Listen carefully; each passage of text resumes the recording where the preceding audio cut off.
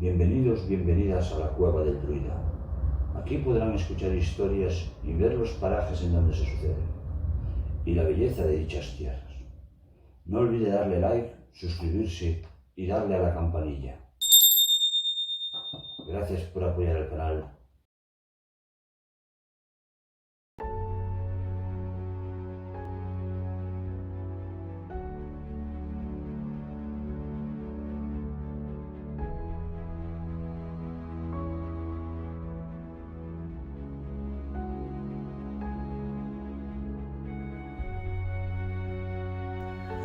En las altas tierras del norte vivían unos seres mitológicos llamados los Mouros, hombres de gran tamaño y vestiduras elegantes y muy vistosas, que según las historias contadas a lo largo de los siglos, eran los causantes de los cambios meteorológicos y que producían las malas cosechas o desastres a los poblados.